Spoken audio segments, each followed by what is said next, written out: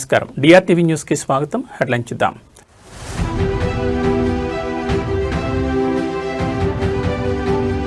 అధికార మదంతో మిడిసిపడుతూ మాట్లాడడం సరికాదు.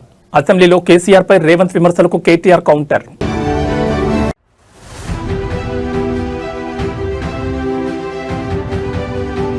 భోగాపురం ఎయిర్పోర్ట్ చేరుకున్న తొలి విమానం. ఎయిర్పోర్ట్లో వాలిడేషన్ విమానం ల్యాండింగ్.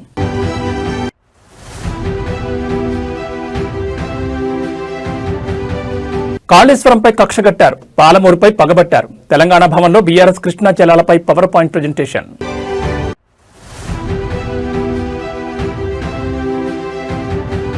ఫోన్ ట్యాపింగ్ కేసులో ఎమ్మెల్సీ నవీన్ రావు విచారణ. నిందితులతో సంబంధాలున్నాయన్న ఆరోపణలపై ప్రశ్నలు.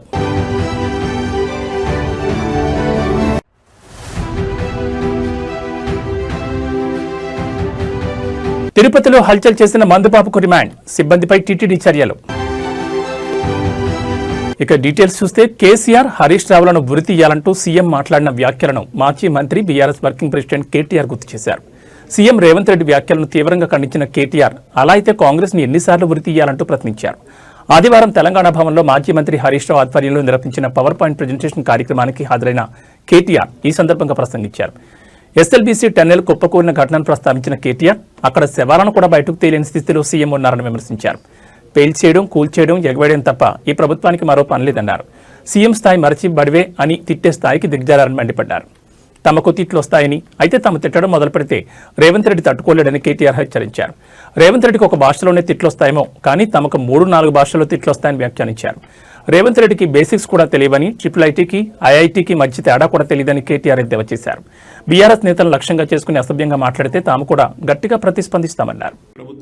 కానీ బాధాకరమైన పరిస్థితి ఏమంటే అందరి హక్కులకు కస్టోడియన్లా ఉండాల్సిన స్పీకర్ గారు ఇవాళ ఆయన బడివే అనే మాట మాట్లాడితే కళ్ళప్పగించి ప్రేక్షక పాత్ర వహిస్తుంటే ఏమనాలనో అర్థం కావట్లేదు. ఇది పార్లమెంటరీ భాషనా, ఇది ప్రజాస్వామిక భాషనా? మాకు అనరాదా ఈ మాటలు? రేవంత్ రెడ్డి గారికి నేను చెప్తా ఉన్నా, నీకు ఒక భాషలో వచ్చేమో తిట్లు, మాకు 3-4 భాషల్లో వచ్చు. తిట్టాలనుకుంటే మీ తాత జేజమ్మలు దిమ్మె తిరిగేలాగా తిట్టే శక్తి మాకుంది. కానీ ఇంత నికృష్టంగా, ఇంత అల్పంగా, ఇంత దారుణంగా మీరు ఏదైతే వ్యవహారం చేస్తున్నారో ఇది ఎందుకు చేస్తున్నారో మాకు తెలుసు. ఎందుకంటే మీ అజ్ఞానాన్ని కప్పిపుచ్చుకోవడానికి. నీకు ఐఐటీకి ట్రిపుల్ ఐటీకి అంతరం తెలియదు.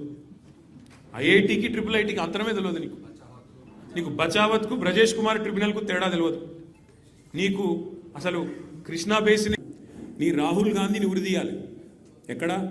అశోక్ నగర్ నడి చౌరస్తాలో 2 లక్షల ఉద్యోగాలు అని చెప్పి మాట తప్పినందుకు రాహుల్ గాంధీని ఉరిదీయాలి. రైతులకు రుణమాఫీ చేస్తా అని చెప్పి మాట తప్పినందుకు వరంగల్లో రాహుల్ గాంధీని ఉరిదీయాలి. బీసీలకు 42% రిజర్వేషన్ అని చెప్పి మాట తప్పినందుకు మీ నాయకత్వాన్ని, కాంగ్రెస్ నాయకత్వాన్ని, రాహుల్ గాంధీని, రేవంత్ రెడ్డిని, కామారెడ్డిని ఉరిదీయాలి. ఉరి తీసుకుంటూ పోతే 420 హామీలు ఎక్కొట్టినందుకు 420 సార్లను నీ 420 కాంగ్రెస్ పార్టీని ఉరిదీయాలి. కేసీఆర్ గారిని పట్టుకొని నోటికొచ్చినట్టు మాట్లాడుతూ, పనికిమాలిన చెత్తవాగుడు వాగుతూ, నిన్న శాసనసభలో ఆయన మాట్లాడిన మాట బాధ ఎక్కడ అంటే, సరే ముఖ్యమంత్రి ఒక అర్భకుడు, అంగుష్టమాత్రుడు, ఒక నికృష్టుడు, ఇవన్నీ మనకు తెలుసు. సర్వభ్రష్ట ప్రభుత్వానికి ఇవాళ అధినేత ఈ ముఖ్యమంత్రి. కానీ ఎన్టీ రామారావు గారు, స్వర్గీయ నందమూరి తారక రామారావు గారు ఎప్పుడో చెప్పారు, అంగుష్టమాత్రులు, కుక్కమూతి పిందెలు కాంగ్రెస్ నాయకులు. నిజంగా ఇవాళ ఆ అంగుష్టమాత్రుడు అనే పదానికి, అనే మాటకి అర్హుడెవడని ఉన్నాడంటే రేవంత్ రెడ్డికి మించిన వాడు ఎవడు లేడు. కుక్కమూతి పిందెలు అని కాంగ్రెస్ నాయకులను తారక రామారావు గారు అనేది ఖచ్చితంగా వారికి తగిన మాట. ఎందుకంటే ఒక్కసారి అసెంబ్లీలో ముఖ్యమంత్రి రేవంత్ రెడ్డి కట్టుకథలు చెప్పారని మాజీ మంత్రి బీఆర్ఎస్ ఎమ్మెల్యే హరీష్ రావు ఆరోపించారు. తెలంగాణ ప్రయోజనాలను పణంగా పెట్టిందే కాంగ్రెస్ పార్టీ అంటూ ఘాటు విమర్శలు చేశారు. నల్గొండ జిల్లాకు మరణశాసనం రాసింది కూడా కాంగ్రెస్ పార్టీని అంటూ సంచలన ఆరోపణ చేశారు. తెలంగాణ భవన్లో కృష్ణా జలాలపై బీఆర్ఎస్ పవర్ పాయింట్ ప్రెజెంటేషన్ ఇస్తోంది. ఈ సందర్భంగా మాజీ మంత్రి హరీష్ రావు మాట్లాడుతూ అసెంబ్లీలో అబద్దాలు చెప్పారు. పాలమూరు వలసలకు కారణమే కాంగ్రెస్ పార్టీ. నల్గొండ జిల్లాకు మరణశాసనం రాసింది కూడా కాంగ్రెస్ పార్టీని. విభజనలో సెక్షన్ 84 పెట్టి రాష్ట్రానికి అన్యాయం చేశారు. 11వ షెడ్యూల్లో మన ప్రాజెక్టులను ఎందుకు పెట్టలేదు? కాంగ్రెస్ చేసిన ద్రోహాలను కప్పిపుచ్చుకున్నారు. పాలమూరు, రంగారెడ్డి, డిండి ప్రాజెక్టులను 11వ షెడ్యూల్లో పెట్టకపోగా విభజన చట్టంలో రక్షణ కల్పించామని సీఎం చెప్తున్నారు. గోదావరి, బనకచర్ల ప్రాజెక్టుకు లోపాయికారి ఒప్పందం చేసుకున్నారన్నారు. రేవంత్ రెడ్డి మాట్లాడుతున్నాడు, సోనియా గాంధీ మనకు రక్షణలు కల్పించింది స్టేట్ రీఆర్గనైజేషన్ యాక్ట్లో అని చెప్పి నేను బుక్ పట్టుకొని చదివింది. ఇది స్టేట్ రీఆర్గనైజేషన్ యాక్ట్. ఇందులో ఎక్కడ రక్షణలు కల్పించింది? నిన్న మాట్లాడింది రేవంత్ రెడ్డి గారు అసెంబ్లీలో. 11th షెడ్యూల్లో స్టేట్ రియాగ్నైజేషన్ కమిటీలో ప్రాజెక్టులు చేర్చి పాలమూరు రంగారెడ్డి ఎత్తిపోతల పథకానికి రక్షణ కల్పించింది అని మాట్లాడింది. I take out page number 118 11th schedule. ఇందులో పారాగ్రాఫ్ 10లో పెట్టినవి కేవలం హంద్రీనీవా, తెలుగు గంగా, గాలేరు నగరి, వెలిగొండ, కల్వకుర్తి, నెట్టంపాడు. మన తెలంగాణ రెండే పెట్టిండ్రు, కల్వకుర్తి, నెట్టంపాడు. మన పాలమూరు ఎత్తిపోతలు పెట్టలే. మన దిండి ఎత్తిపోతల పథకం చాలా ఇంపార్టెంట్. మీరు రేవంత్ రెడ్డి అసెంబ్లీ సాక్షిగా ఎంత పచ్చి అబద్ధాలు మాట్లాడిండు అనడానికి నేను సాక్ష్యాధారాలతో సహా చూపిస్తా ఉన్నాను. మీరు కూడా కొద్దిగా క్లీన్గా వింటే యూ విల్ అండర్స్టాండ్.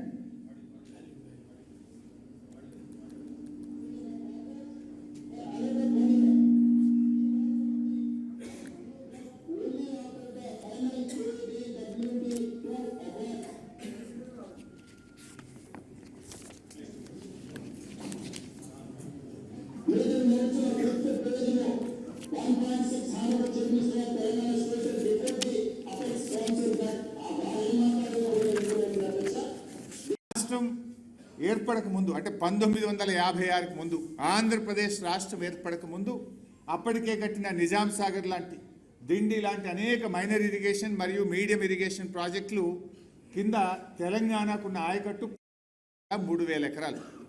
అంటే ఆంధ్రప్రదేశ్ రాష్ట్రం ఏర్పడక ముందే మన ప్రాంతంలో మైనర్ మీడియం ఇరిగేషన్ కింద కాకతీయ రెడ్డి రాజులు కానీ, నిజాం నవాబు కానీ వేరియస్ ప్రోగ్రామ్స్లో మనకు వచ్చిన ఆయకట్టు 16,03,000 ఎకరాలు. సరే, ఉమ్మడి ఆంధ్రప్రదేశ్లో 1956 నుంచి 2004 వరకు మనకు వచ్చిన ఆయకట్టు 36 లక్షల ఎకరాలు. 60 ఏళ్లలో వచ్చింది 36 లక్షలు. 2004 నుంచి 2014 కాంగ్రెస్ ప్రభుత్వమే అధికారంలో ఉంది. ఆ 10 ఏళ్లలో వచ్చింది ఎంత అంటే 5,71,000 కొత్త ఆయకట్టు, స్టెబిలైజేషన్ 93,000, అంటే 6,64,000 ఎకరాలకు వచ్చింది. అంటే 56 నుంచి 2014 వరకు 60 ఏళ్లలో వచ్చింది 42 లక్షల ఎకరాల ఆయకట్టు. 60 ఏండ్లు 42 లక్షల ఎకరాల ఆయకట్టు. నౌ బీఆర్ఎస్ 2014 నుంచి 2023 మనం ఉన్నది 9.5. తెలంగాణలో సంచలనం సృష్టించిన ఫోన్ ట్యాపింగ్ కేసు దర్యాప్తు కీలక దశకు చేరుకుంది. ఈ కేసులో భాగంగా బీఆర్ఎస్ ఎమ్మెల్సీ కె నవీన్ రావును ప్రత్యేక దర్యాప్తు బృందం విచారించింది. ఆదివారం జూబ్లీహిల్స్ పోలీస్ స్టేషన్లో ఆయన సిట్ అధికారుల ముందు హాజరై వాంగ్మూలం నమోదు చేశారు. ఈ కేసులో నిందితులుగా ఉన్న ప్రణీత్ రావు, శ్రవణ్ కుమార్లతో నవీన్ రావుకు సంబంధాలున్నాయన్న ఆరోపణల నేపథ్యంలో సిట్ ఆయనకు నోటీసులు జారీ చేసింది. అయితే ఈ ఆరోపణలను నవీన్ రావు తీవ్రంగా ఖండించారు. తన ప్రతిష్టకు భంగం కలిగించేందుకే రాజకీయంగా ఇలాంటి ప్రచారం చేస్తున్నారని ఆయన అన్నారు. నిందితులతో తాను ఫోన్లో గానీ నేరుగా గానీ ఎప్పుడూ మాట్లాడలేదని, తనపై వచ్చిన ఆరోపణలు అవాస్తవమని నిరూపించుకోవడానికి సిద్ధంగా ఉన్నారని స్పష్టం చేశారు. బీఆర్ఎస్ అధినేత మాజీ ముఖ్యమంత్రి కేసీఆర్, వర్కింగ్ ప్రెసిడెంట్ కేటీఆర్లను కూడా సిట్ విచారణకు పిలిచే అవకాశం ఉందన్న వార్తల నేపథ్యంలో నవీన్ రావు విచారణ ప్రాధాన్యత సంతరించుకుంది. దీంతో ఈ కేసులో తదుపరి పరిణామాలు ఎలా ఉంటాయని దానిపై ఉత్కంఠ నెలకొంది. గత బీఆర్ఎస్ ప్రభుత్వ హయాంలో రాజకీయ ప్రత్యర్థులు, వ్యాపారులు, జర్నలిస్టులతో పాటు కొందరు న్యాయమూర్తుల ఫోన్లను కూడా అక్రమంగా ట్యాప్ చేశారని ఈ కేసులో ప్రధాన ఆరోపణలున్నాయి. గత నెలలో ఈ కేసులో ప్రధాన నిందితులైన ఎస్ఐబి మాజీ చీఫ్ టి ప్రభాకర్ రావును సిట్ సుదీర్ఘంగా విచారించింది. ప్రభాకర్ రావు కస్టడీ విచారణపై సిట్ జనవరి 16న సుప్రీంకోర్టుకు నివేదిక సమర్పించనుంది. ఈ కేసులో ఇప్పటికే సిట్ అధికారులు మాజీ డీజీపీ మహేందర్ రెడ్డి, మాజీ సీఎస్ సోమేష్ కుమార్ సహా పలువురు కీలక అధికారుల వాంగ్మూలాలను నమోదు చేశారు.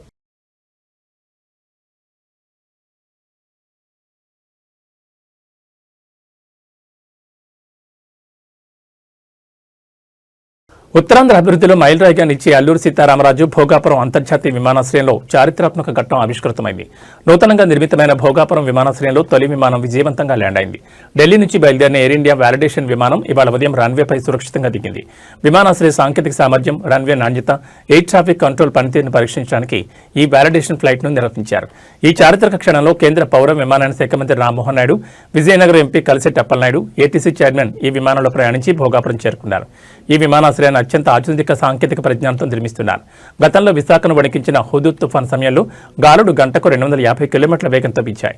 దీన్ని దృష్టిలో ఉంచుకుని భోగాపురం విమానాశ్రయ టెర్మినల్, ఇతర భవనాలను గంటకు 280 కిలోమీటర్ల వేగంతో వీచే ప్రచండ గాలులను కూడా తట్టుకునేలా అత్యంత పటిష్టంగా నిర్మించినట్లు జీఎంఆర్ సంస్థ తెలిపింది. సుమారు 3.8 కిలోమీటర్ల పొడవైన రన్వేతో పెద్ద విమానాలు కూడా ఇక్కడ సులభంగా ల్యాండ్ అయ్యే సౌకర్యం ఉందని పేర్కొంది.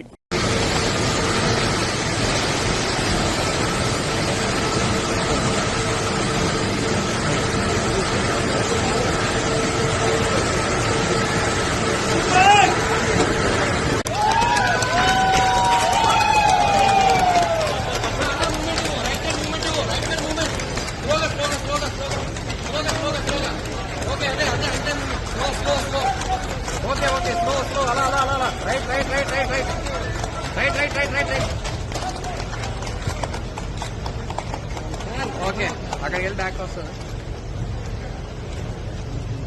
ఓకే బ్రో చాలు. ఓకే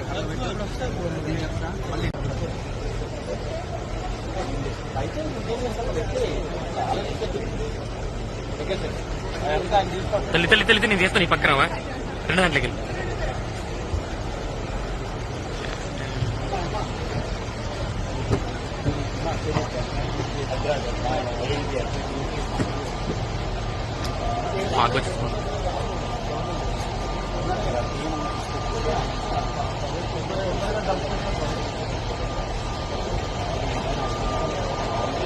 రాష్ట్ర వ్యాప్తంగా సంచలనం సృష్టించిన డ్రైవర్ రాయుడు హత్య కేసులో మరో ట్విస్ట్ చోటు చేసుకుంది. శ్రీకాళహస్తి జనసేన పార్టీ మాజీ ఇన్ఛార్జ్ వినుత కోట భరత చంద్రబాబు విడుదల చేసిన తాజా వీడియో డ్రైవర్ రాయుడు హత్య కేసులో కొత్త ప్రకంపనలు సృష్టిస్తోంది. ఈ వీడియోలో ఆయన స్థానిక టీడీపీ ఎమ్మెల్యే బొజ్జల సుధీర్ రెడ్డిపై తీవ్రస్థాయిలో ధ్వజమెత్తారు. చెన్నై పోలీసులు రిమాండ్ రిపోర్టును అధికారికంగా బయటపెట్టక ముందే ఎమ్మెల్యేకు ఆ వివరాలు ఎలా తెలిసాయని ఆయన ప్రశ్నించారు. తమను అరెస్ట్ చేసే ముందు శ్రీకాళహస్తి సీఐ గోపి తమిళనాడు పోలీసులను ఎందుకు కలిశారో సమాధానం చెప్పాలని డిమాండ్ చేశారు. ఎఫ్ఐఆర్లో పేర్లు చేర్చకముందే అసలు అది హత్యో లేదా ఆత్మహత్య తేలకముందే తమపై నిందారోపణలు చేయడం వెనుక ఎమ్మెల్యే రాజకీయ కుట్ర ఉందని చంద్రబాబు ఆరోపించారు. ఎమ్మెల్యే బొజ్జల సుధీర్ రెడ్డి తన రాజకీయ ప్రత్యర్థుల ఎదుగుదలను సహించలేకపోతున్నారని విమర్శలు గుప్పించారు. చెన్నై కేంద్రంగా ఉన్న తన వ్యాపార పలుకుబడిని ఉపయోగించి తమపై కక్ష సాధింపు చర్యలకు పాల్పడుతున్నారని చంద్రబాబు మండిపడ్డారు. హత్య జరిగినట్లు చెప్తున్న సమయంలో తాము చెన్నైలోని అపోలో ఆసుపత్రిలో సొంత మామగారి చికిత్స నిమిత్తం ఉన్నామని స్పష్టం చేశారు. అందుకు సంబంధించి ఆసుపత్రి పార్కింగ్ ఏరియాలోని సీసీ కెమెరా దృశ్యాల నిదర్శనమని పేర్కొన్నారు. తాము రిమాండ్కి వెళ్లకముందే ఎమ్మెల్యే మీడియా సమావేశం ఏర్పాటు చేసి మాట్లాడడం, డ్రైవర్ రాయుడు తన తమ్ముడు వంటివారని చెప్పడం అంతా ముందస్తు ప్రణాళికలో భాగమేనని ఆయన విమర్శించారు. One town CI Gopi Chennai 7 వేల్స్ పోలీస్ స్టేషన్కి వచ్చి మరి అక్కడ ఏమేం మంతనాలు చేసి మా పేర్లు ఎఫ్ఐఆర్లో యాడ్ చేయకముందే, మేము రిమాండ్కి వెళ్ళక ముందే చెన్నై పోలీస్ కమిషనర్ రాత్రి 10 గంటలకు ప్రెస్ మీట్ పెడితే శ్రీకాళహస్తి ఎమ్మెల్యే బొజ్జల సుధీర్ రెడ్డి మధ్యాహ్నం 1 గంటకే ప్రెస్ మీట్ పెట్టి మా రిమాండ్ రిపోర్టు బయటకు వచ్చింది మేము రిమాండ్కి వెళ్ళిన మరుసటి రోజు. కానీ మేము రిమాండ్కి వెళ్ళక ముందే, మేము కోర్టుకి వెళ్ళక ముందే స్క్రీన్ ప్లే డైరెక్షన్ ఈయనే చేస్తున్నట్లు ఎమ్మెల్యే బొజ్జల సుధీర్ రెడ్డి హడావిడిగా మా ఇష్యూ కోసమే ప్రెస్ మీట్ పెట్టి పిన్ టు పిన్ ఈయనే దగ్గరుండి చూసినట్లు, లేకుంటే ఈయనుండే దగ్గరుండి రిమాండ్ రిపోర్ట్ రాయించినట్లు కొన్ని విషయాలు పబ్లిక్గా లైవ్ ప్రెస్ మీట్ ద్వారా చెప్పింది మీరందరూ చూసింటారు. మీరు ఒకసారి అర్థం చేసుకోండి. మా పేర్లు ఎఫ్ఐఆర్లో యాడ్ చేయకముందు,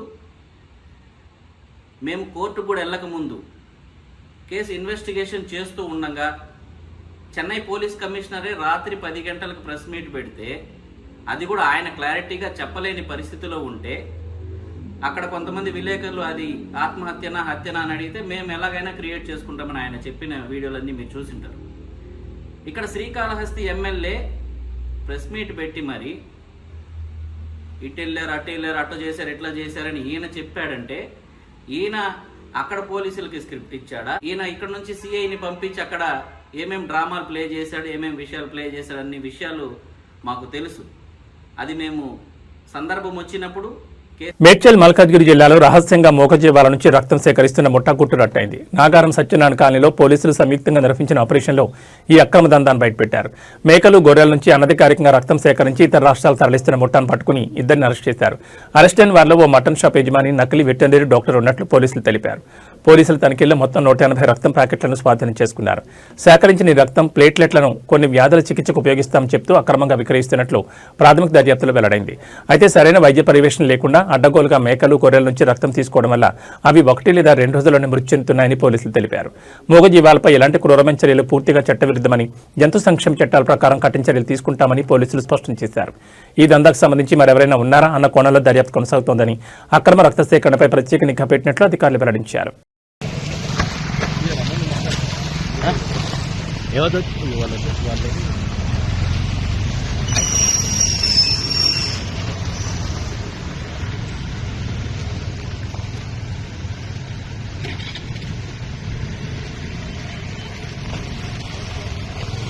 తిరుపతిలోని గోవిందరాజస్వామి ఆలయం గోపురం పైకెక్కి హల్చల్ చేసిన మందుబాబుకు కోర్టు రిమాండ్ విధించింది. స్వామివారికి ఏకాంత సేవ ముగిసిన తర్వాత ఓ వ్యక్తి మధ్య మత్తులో ఆలయంలో ప్రవేశించాడు.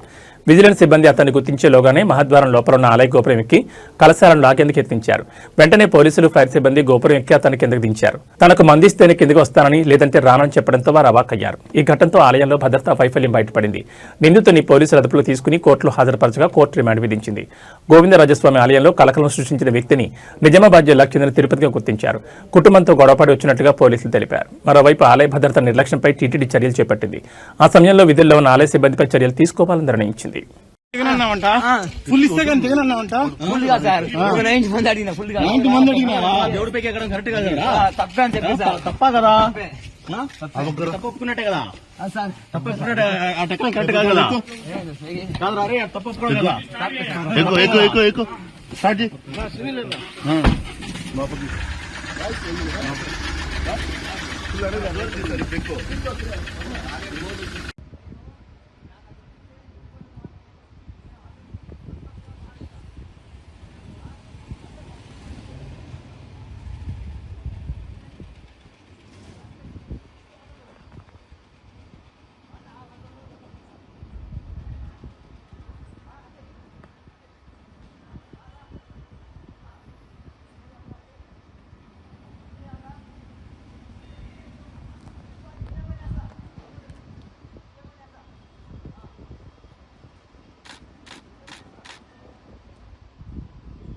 ప్రముఖ యూట్యూబర్ నా అన్వేషణపై ఇండియాలో ఇప్పటికే 3 కేసులు నమోదైన సంగతి తెలిసిందే.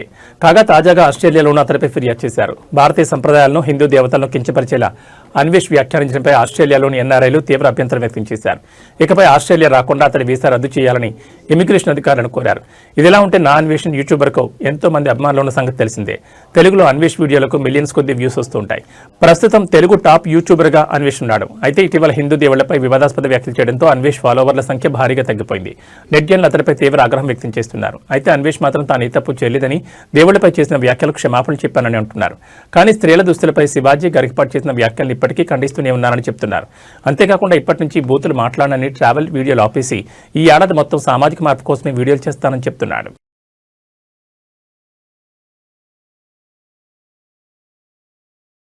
మచిలీపట్నంలో గంజాయి బ్యాచ్లు తమ ఉనికి చాటుకునే ప్రయత్నం చేస్తున్నాయి. గంజాయి బ్యాచ్లోని సభ్యులు మత్తులో పట్టణంలో హల్చల్ చేస్తూ ప్రజలను భయభ్రాంతులకు గురి చేస్తున్నారు. మత్తులో జోగుతూ గుంపులుగా రోడ్లపైకి వస్తూ ఆందోళన వాతావరణం కలిగిస్తున్నారు. శనివారం సాయంత్రం మచిలీపట్నంలో గంజాయి బ్యాచ్లు హల్చల్ చేసిన ఘటన సీసీటీవీ ఫుటేజ్లో రికార్డ్ అయింది. దీంతో వారి ఆగడాలు మరోసారి వెలుగులోకి వచ్చాయి. మచిలీపట్నంలోని సిటీ కేబుల్ కార్యాలయం వద్ద శనివారం సాయంత్రం కొంత హడావుడి నెలకొంది. గంజాయి మత్తులో కొందరు యువకులు రోడ్డుపై గొడవపడుతూ పరిసరాల్లో ఉన్న వారికి కంగారు పెట్టారు. అంతేకాకుండా అరుపులు కేకలతో బెంబేలెత్తించారు. వారిలో వారు గొడవపడమే కాకుండా రోడ్డున పోయే సామాన్యులపై సైతం తమ ప్రతాపం చూపించారు. ఈ క్రమంలో సిటీ కేబుల్లో పనిచేసే చలపతి అనే వ్యక్తిపై కూడా దాడి చేశారు. వారిని వారించి అడ్డుకోపోయిన సిటీ కేబుల్లో పనిచేసే ఇతర ఉద్యోగులపై దౌర్జన్యం చేశారు. అంతటితో కాకుండా సిటీ కేబుల్ కార్యాలయంలోకి చొరబడ్డారు. అక్కడ విధ్వంసం సృష్టించేందుకు యత్నించారు. వారి దాడిలో పలువురు సిటీ కేబుల్ ఉద్యోగులు గాయపడ్డారు. స్థానికుల సమాచారంతో పోలీసులు వెంటనే ఘటనా స్థలానికి చేరుకుని గంజాయి బ్యాచ్ను అదుపులో తీసుకున్నారు. వారి దాడిలో గాయపడిన బాధితులను హాస్పిటల్కి తరలించారు. ప్రస్తుతం వారు చికిత్స పొందుతున్నారని పోలీసులు పేర్కొన్నారు. బాధితుల ఫిర్యాదు మేరకు కేసు నమోదు చేసుకుని దర్యాప్తు చేస్తున్నారు.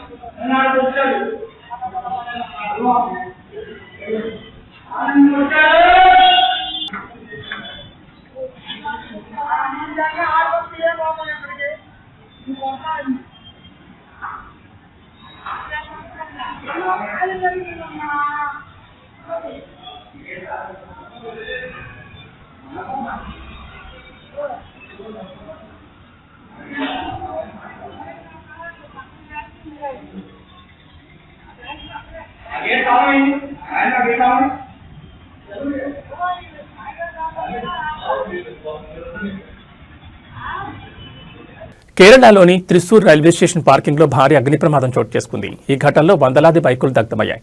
ఓ విద్యుత్ తీగ తెగిపడి నిప్పురవ్వలు రావడంతో మంటలు చెలరేగినట్టు తెలుస్తోంది. ప్రమాద సమయంలో 600లకు పైగా ద్విచక్ర వాహనాలు పార్కింగ్లో ఉన్నాయని, వాటిలో చాలా వరకు కాలిపోయాయని అధికారులు వెల్లడించారు.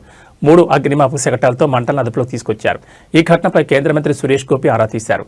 ఈ ఘటనను తీవ్రంగా పరిగణించాలని అధికారులను ఆదేశించారు. ఈ ప్రమాదంపై పోలీసులు, రైల్వే అధికారులు దర్యాప్తును ప్రారంభించారు.